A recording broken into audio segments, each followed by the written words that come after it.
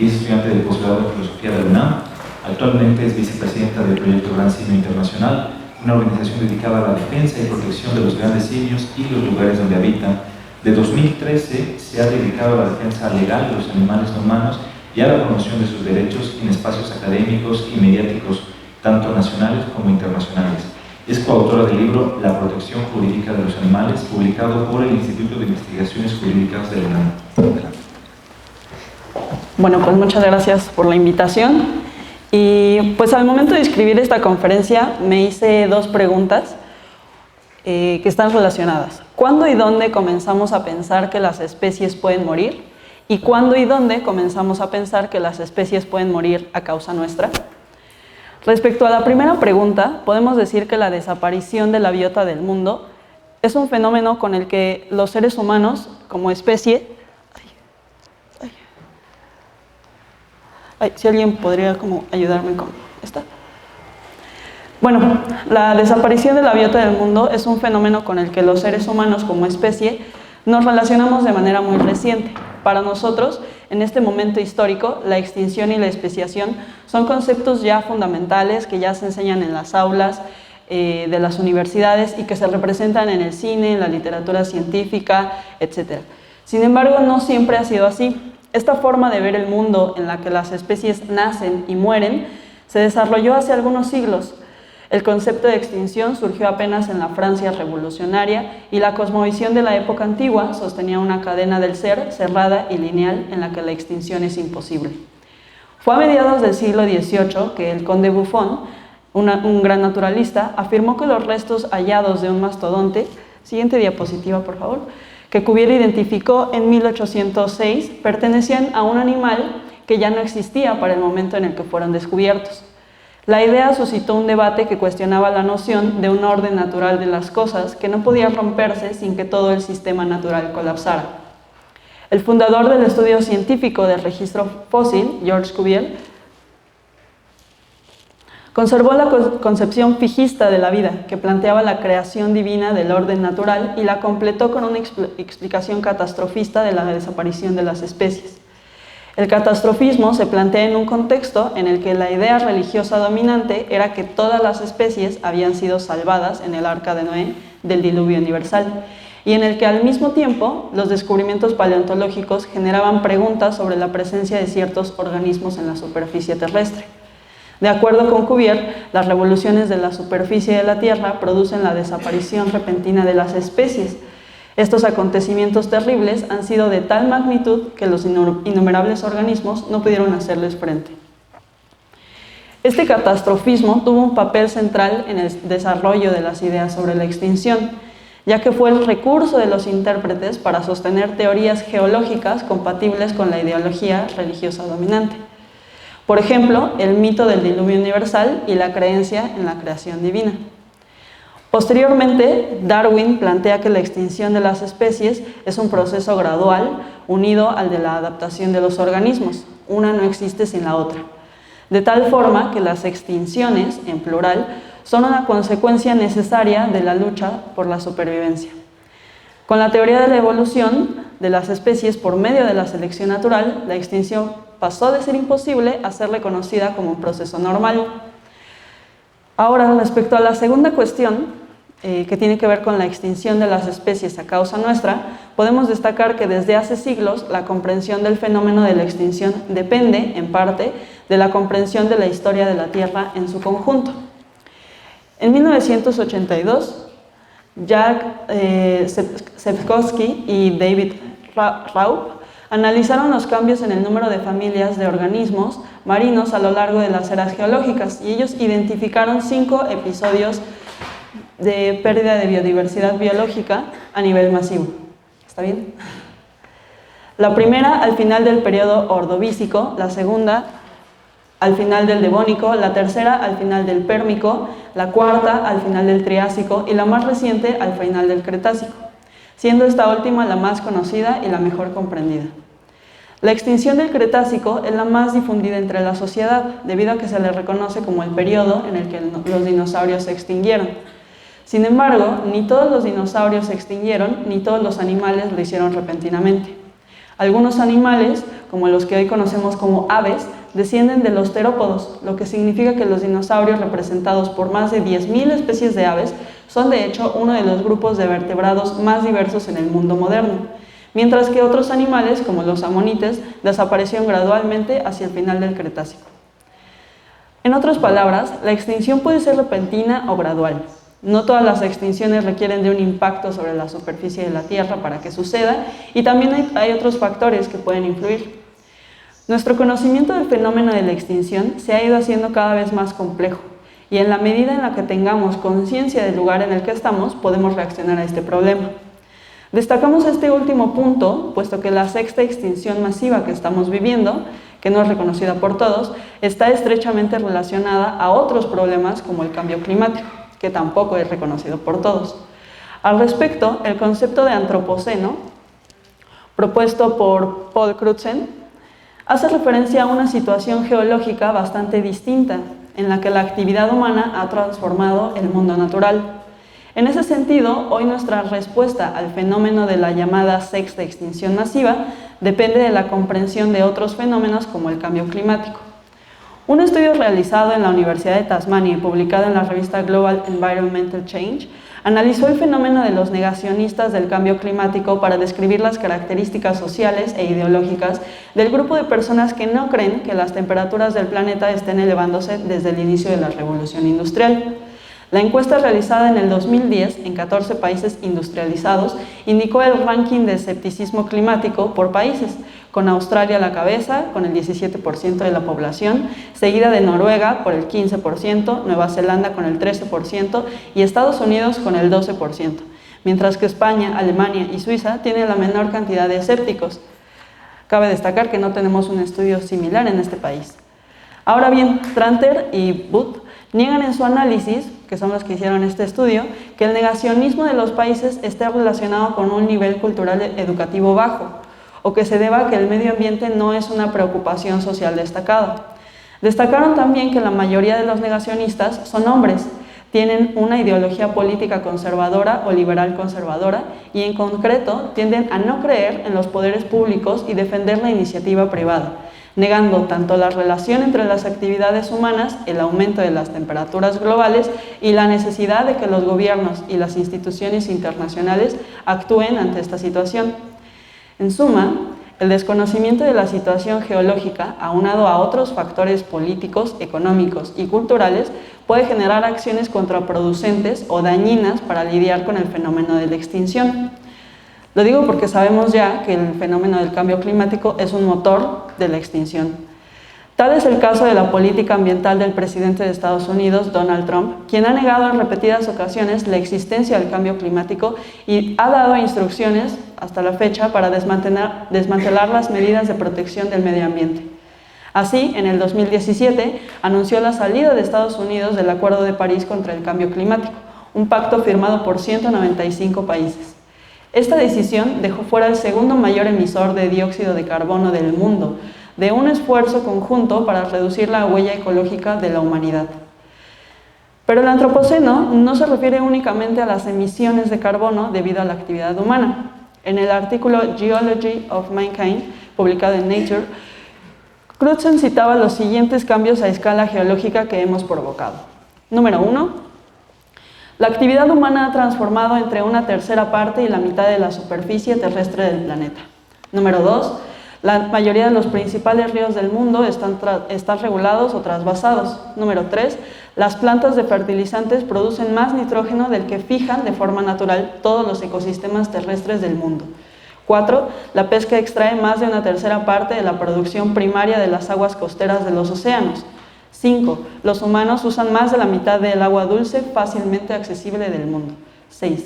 La alteración de la composición de la atmósfera debido a la quema de combustibles fósiles y la deforestación han aumentado la concentración de carbono en un 40% durante los últimos 2 siglos, mientras que ha duplicado la concentración de metano, debido sobre todo a la ganadería industrial.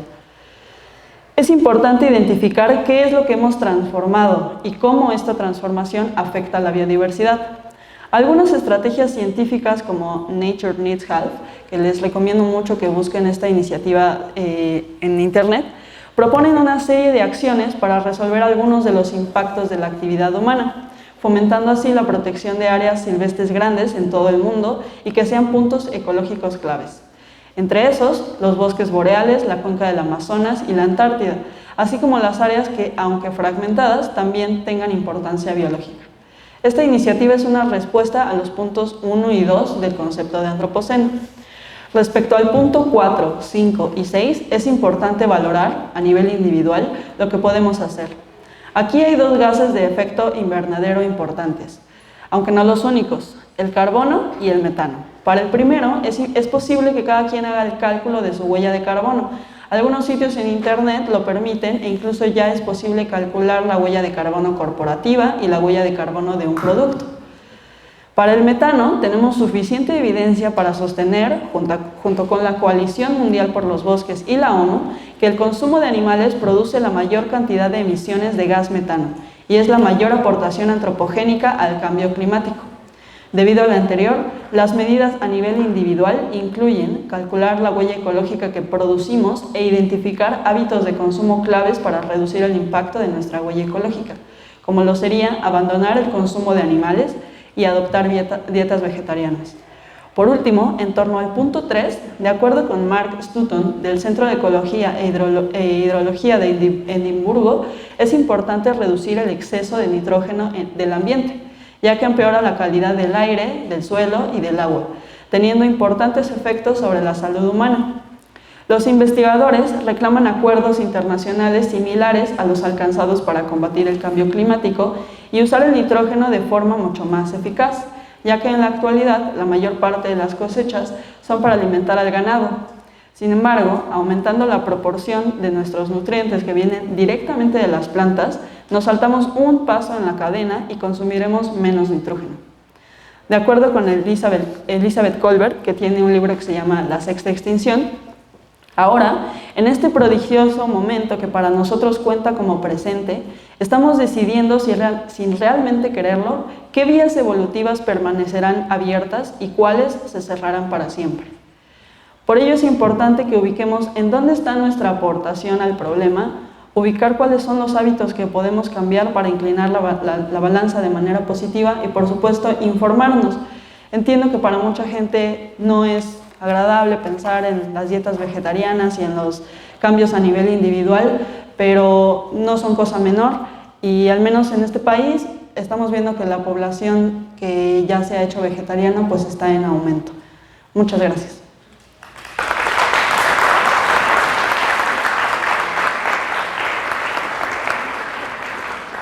¿Hay alguna pregunta?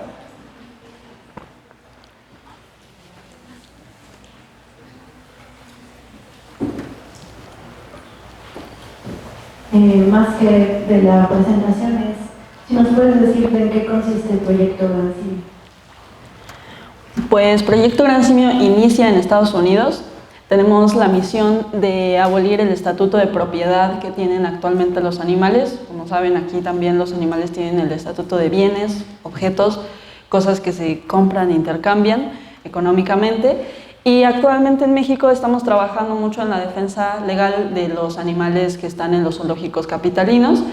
Tenemos un equipo multidisciplinario y la misión es darle mejor calidad de vida a algunos de estos animales. Tenemos propuestas de traslado de algunos animales a santuarios, incluyendo la elefanta Eli del zoológico de San Juan de Aragón y el orangután Toto del zoológico de Chapultepec. Y para los casos de los animales que ya han muerto, como el gorila bantú, el chimpancé lío, recientemente el chimpancé tamba en el zoológico de Aragón, tenemos denuncias ante diferentes instancias gubernamentales para buscar sanciones y sobre todo garantías de no repetición.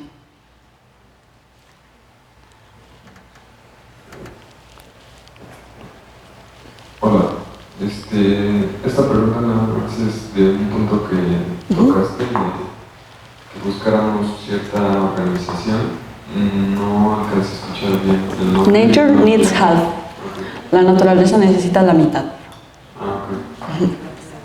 Y es una iniciativa científica, son distintos investigadores alrededor de todo el mundo que proponen la protección de distintos espacios Y lo que ellos dicen es eso, la naturaleza necesita la mitad y estamos a tiempo de corregir el problema.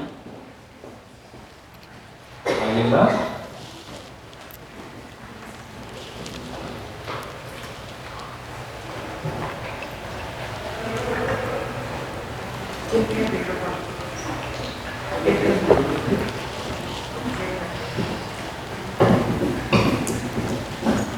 Hola, buenos días. Nada más una pregunta aquí. ¿Tienen algún proyecto o algo así trabajando acerca de la negación del cambio climático aquí en México? Mencionabas que aquí no se ha trabajado. ¿Ustedes No. como organización tienen algún proyecto para trabajar eso aquí? No, pero algo que sí hemos observado junto con otros compañeros igualmente defensores de derechos humanos es que en la mayoría de las organizaciones en realidad somos más defensoras que defensores, ¿no?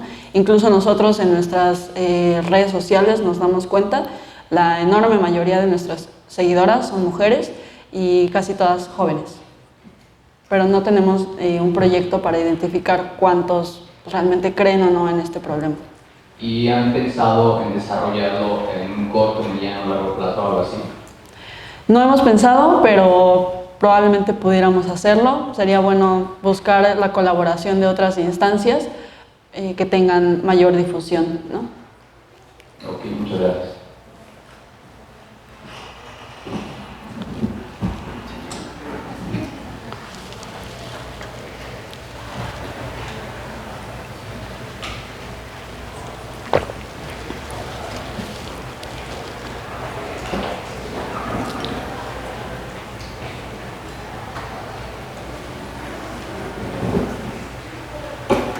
Buenos días. Entonces, Mi pregunta es, mi inquietud es, el pueblo de México, y no estoy hablando de las personas que vivimos en las grandes urbes, sino nuestra gente en el campo, ¿qué es lo que come? Generalmente no come demasiada carne porque no tiene digamos, el dinero para comprarlo. Y sabemos que los chinos, que son un montón de chinos, ¿verdad? Miles de personas, miles de millones de personas, cada día tienen un nivel adquisitivo mucho más fuerte y están comiendo más carne. ¿Cómo podemos controlar esto? Porque la producción de los animales de consumo son de miles de millones de seres de varias especies al año. ¿Qué podemos hacer? Está casi imposible detener esta destrucción. pues afortunadamente soy parte de un grupo que pugna por la abolición del consumo de los animales, pero también conozco a muchas otras organizaciones que se están tomando la tarea de infiltrarse en estos espacios y tanto mostrar la violencia que sufren los animales como la violencia que está invisibilizada, ¿no? Muchas veces se han hecho reportajes, por ejemplo, sobre el impacto a nivel psicológico en los trabajadores de los mataderos, ¿no? Entonces, sí, algo que me parece que no se habla tanto por los grupos en defensa de los animales, pero creo que es un punto que valdría la pena discutirse más, es que justo quienes estamos en una situación de privilegios, como los que estamos aquí, ¿no? Sí tenemos una responsabilidad mayor por adoptar ciertas dietas, ¿no? Sobre todo porque, como lo mostró la Coalición Mundial por los Bosques, muchas veces nuestro consumo de animales creemos que es una cuestión individual, que yo decido y que nadie más tiene por qué meterse en algo como lo que me como o no. Sin embargo, pues sí estamos viendo cómo quienes están sufriendo más los impactos de ese consumo son grupos vulnerables que incluyen tanto animales como grupos humanos, ¿no? Y aquí realmente la Coalición Mundial por los Bosques lo que dice es: tengamos cuidado porque son los bosques de Latinoamérica los que están siendo devastados para alimentar a gente que ni siquiera está en este país, ¿no? Lamentablemente la industria ganadera pues sí se jacta mucho de cuántas reses envían a otras partes del mundo, ¿no?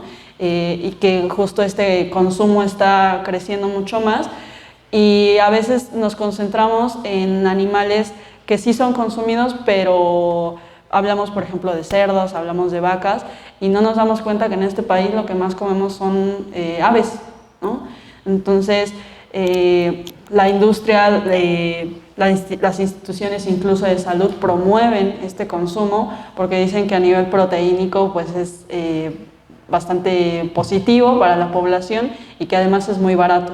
Sin embargo, no estamos viendo los costos ecológicos de ese tipo de consumo, ¿no? Y sí creo que es una responsabilidad de la gente que tenemos más privilegios, de la gente que estamos en las urbes, porque la gente que está pagando las consecuencias de esto son los más pobres y los que no van a tener la posibilidad de pues, defenderse de esta situación.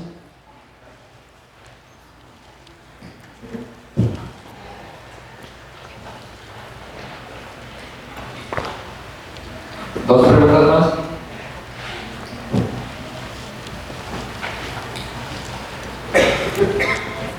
Hola, buenos días. Con respecto a que dijiste sobre los derechos sobre los animales, mencionaste cuestiones que se están haciendo para en defensa de los animales del zoológico. Pero aquí mi pregunta es, ¿qué están haciendo sobre la defensa de los animales que están siendo, no sé, los animales de consumo que son de nivel industrial? Hay una coalición internacional que se llama Open Wing Alliance, de la cual formamos parte desde el año pasado, y esta coalición está formada por diversas organizaciones internacionales que lo que están promoviendo es la transición hacia modelos de explotación menos invasivos, ¿no? Que bueno, personalmente no creo que los animales deban consumirse, pero estos métodos incluyen abandonar las jaulas de gestación, por ejemplo, en las cerdas, o abandonar los actuales modelos de explotación avícola. Y lo que se ha visto con estas transiciones es que el número de animales explotados baja por millones. Actualmente en México el movimiento está siendo adoptado por muchas empresas y hay algunas empresas como Bimbo que están buscando sacar el huevo de su cadena de producción, al menos en Bimbo, ¿no? Entonces estamos hablando de que la panificadora más grande está adoptando estos modelos de forma voluntaria, ni siquiera es que las organizaciones hayamos llegado ya con ellos, ¿no? Y presionamos a distintas empresas grandes, fuertes, como Walmart aquí en México, o Starbucks, ¿no? Entonces, lo que promovemos, ahorita lo que estamos viendo es cambiar el modelo de producción, pero una vez que Bimbo anuncie este cambio, vamos a empezar a pedir también que eliminen como tal el consumo de huevo, ¿no? Y aquí es importante porque, insisto, son los animales que más consumimos a nivel nacional. Sí, acá con pregunta. Si bien hay un papel en las decisiones individuales o incluso corporativas, yo más bien tengo la duda de cómo han podido ustedes incidir a nivel de políticas públicas que también juegan un papel importante en el manejo de estos ganaderías. Pues afortunadamente las organizaciones, aunque no somos tantas como deberíamos, sí sabemos unirnos en momentos clave, ¿no? Y el último fue en la creación de la Constitución de la Ciudad de México, donde ya metimos en uno de los capítulos, en el de Ciudad Habitable, el tema de los derechos de los animales, ¿no? No se reconocen como tal derechos, pero ya por ejemplo estamos hablando de que los animales son seres sintientes, que son sujetos de consideración moral y que es obligación del Estado protegerlos, ¿no? Entonces, esto ha dado pie a una serie de procesos de creación de otras instituciones. La más reciente es la Agencia de Atención Animal, que va a ser una especie, más bien es una especie de observatorio conformado por organizaciones de la sociedad civil y otros expertos que buscan hacer recomendaciones a las instancias gubernamentales que ya existen, pero que no han tomado parte en este tipo de problemas, ¿no? Tenemos diversas instituciones, por ejemplo, como Semarnat o como Profepa, que tienen ciertas atribuciones, pero no se están posicionando fuertemente sobre los temas climáticos que aquejan a nuestro país. Bueno, muchísimas gracias a todos.